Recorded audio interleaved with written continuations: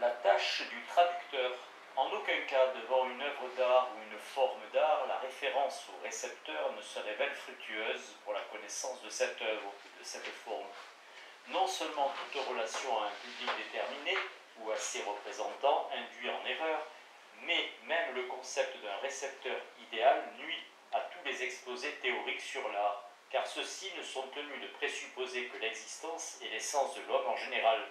De même, l'art présuppose l'essence corporelle et intellectuelle de l'homme, mais dans aucune de ses œuvres, il ne présuppose son attention. Car aucun poème ne s'adresse au lecteur, aucun tableau au spectateur, aucune symphonie à l'auditoire. Une traduction est-elle faite pour les lecteurs qui ne comprennent pas l'original? Cela suffit, semble-t-il, pour expliquer la différence de niveau artistique entre une traduction et l'original. C'est en outre, semble-t-il, la seule raison qu'on puisse avoir de redire la même chose. Mais que dit une œuvre littéraire? Que communique-t-elle? Très peu à qui la comprend. Ce qu'elle a d'essentiel n'est pas communication, n'est pas message. Une traduction, cependant, qui cherche à transmettre, ne pourrait transmettre que la communication, et donc quelque chose d'inessentiel. C'est là d'ailleurs l'un des signes auxquels se reconnaît la mauvaise traduction. Mais ce que contient une œuvre littéraire, en dehors de la communication, et même le mauvais traducteur, conviendra que c'est l'essentiel. N'est-il pas généralement tenu pour l'insaisissable, le mystérieux, le poétique, pour ce que le traducteur ne peut rendre qu'en faisant lui-même œuvre de poète? D'où, en effet, un second signe caractéristique de la mauvaise traduction, qu'il est par conséquent permis de définir comme une transmission inexacte d'un contenu inessentiel. Rien n'y fait tant que la traduction prétend servir le lecteur. Si elle était destinée au lecteur, il faudrait que l'original aussi le fût. Si ce n'est pas là la raison d'être de l'original, comment pourrait-on comprendre alors la traduction à partir de ce rapport? La traduction est une forme. Pour la saisir comme telle, il faut revenir à l'original, car c'est lui, par sa traductibilité, qui contient la loi de cette forme. La question de la traductibilité d'une œuvre est ambiguë. Elle peut signifier, parmi la totalité de ses lecteurs, cette œuvre trouvera-t-elle jamais son traducteur compétent? Ou bien, et plus proprement, de par son essence, admet-elle, et par conséquent, selon la signification de cette forme, appelle-t-elle la traduction?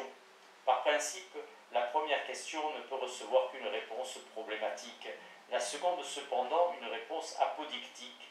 Seule la pensée superficielle, en niant le sens autonome de la seconde, les tiendra pour équivalentes.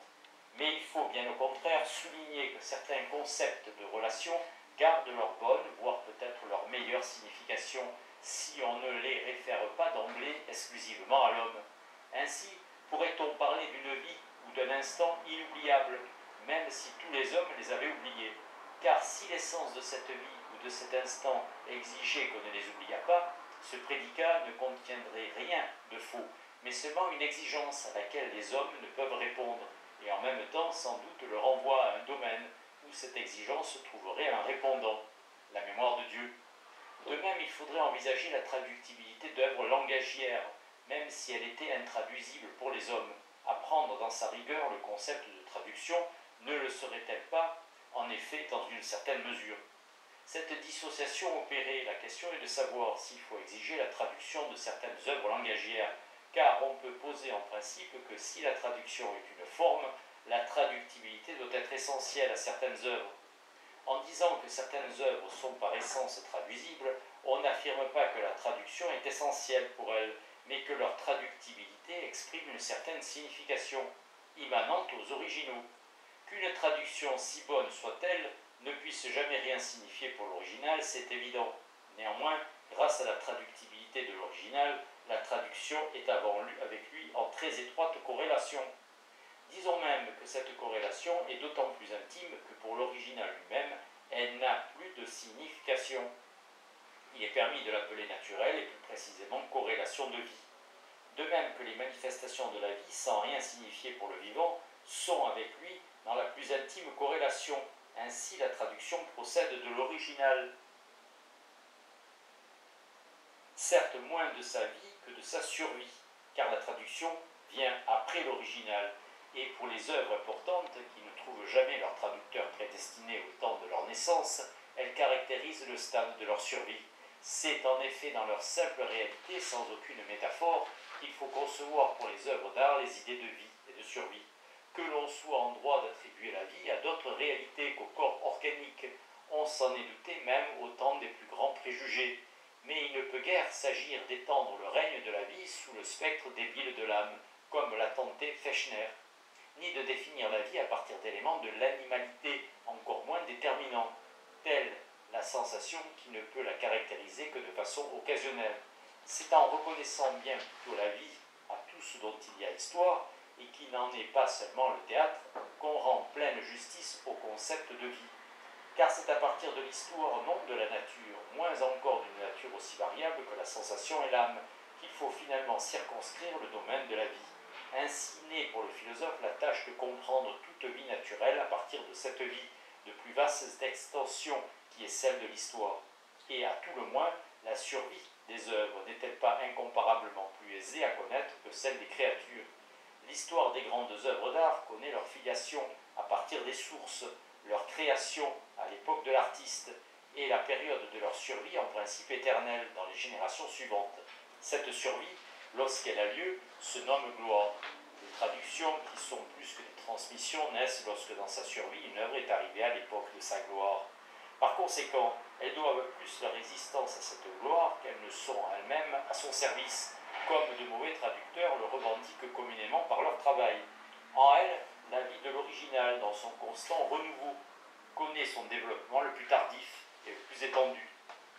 Ce développement, en tant qu'il est celui d'une vie originale et élevée, est déterminé par une finalité originale et élevée.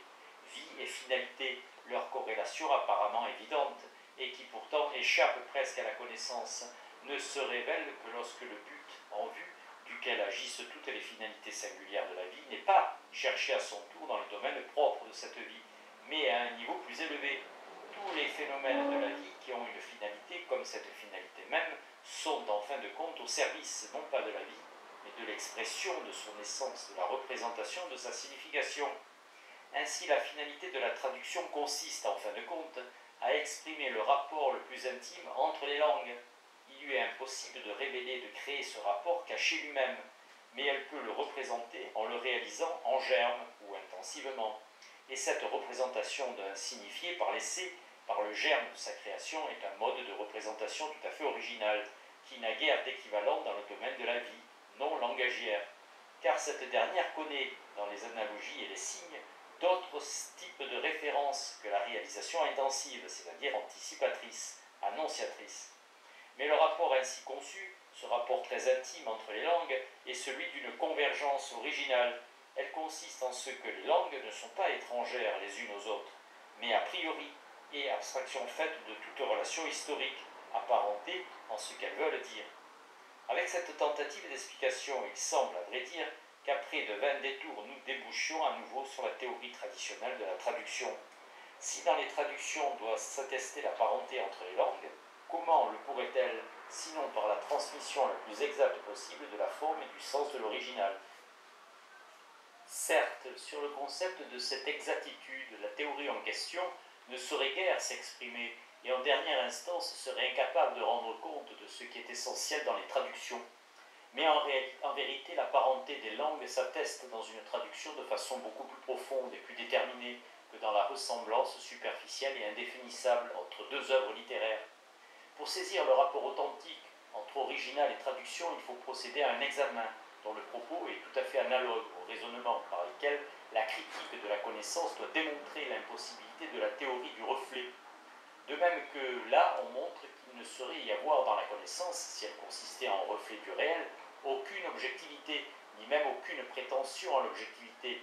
Ici, on peut prouver qu'aucune traduction ne serait possible si son essence ultime était de vouloir ressembler à l'original, car dans sa survie, qui ne mériterait pas ce nom, si elle n'était mutation et renouveau du vivant, l'original se modifie. Même les mots bien définis continuent à mûrir, ce qui du temps de l'auteur a pu être une tendance de son langage littéraire, peut être épuisé par la suite. Des tendances immanentes peuvent surgir à neuf de la forme créée.